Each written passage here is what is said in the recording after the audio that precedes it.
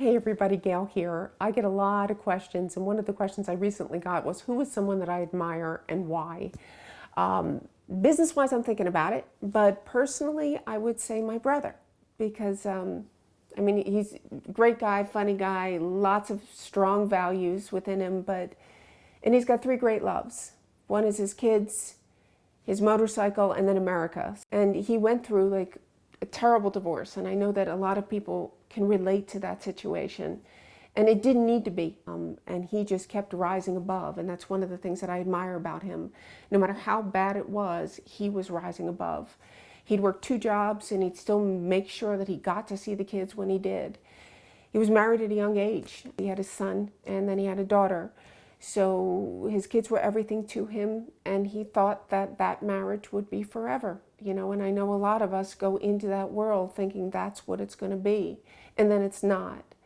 The toughest day of his life was when he had to leave that household, still see the kids, but not be in that home with them all the time like he was. And then time passed, and he met someone, and his world was very different. But then lo and behold, surprise, she gets pregnant. And I knew when my brother went through that divorce, he had said, I could never go through that again because it was that bad and that traumatic. And baby came into the world, and that's when I learned that, my brother, who deserves 150% loyalty, and that's what's most important to him, that's when he got that. Meaning Henry is not tarnished by any ex. There is no influence by anyone else. Henry, little Henry, can give 150% of that love to my brother. And I think the message to all of us is that, yes, we might have been through something that's traumatic, but just because something new comes into your life doesn't mean that it's going to have that same result. To be able to look at it with open eyes. A lot of people say to me, what, Gail, are you pro-guy? You seem like you're pro-guy. And the reality is, in a lot of ways, I guess I am, because I feel that as women, we need to step up.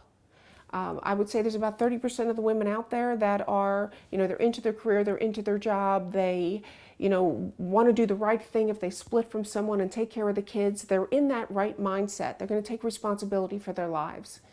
And then I feel like there's 10% of us that don't really know what they're doing. And then there's about 60% that are still placing a lot of the onus and the responsibility on the dad. And I think it's time that we get on the same page, because we have to have, all of us, that same mentality if we're going to require equality. It can't be some of us think one way and some of us think another way. We want equality, we all have to step up. So I guess part of me is pro-guy, because at least they know that they've got the responsibility on their plate. Like I said, kudos to my brother. He's awesome, and he's funny. One time he had said that, because he said he was always wrong with his ex. He was always wrong. And one thing he said was, he said to her, he said, I can't always be wrong. Statistically, at some point, I would have to be right. Statistically.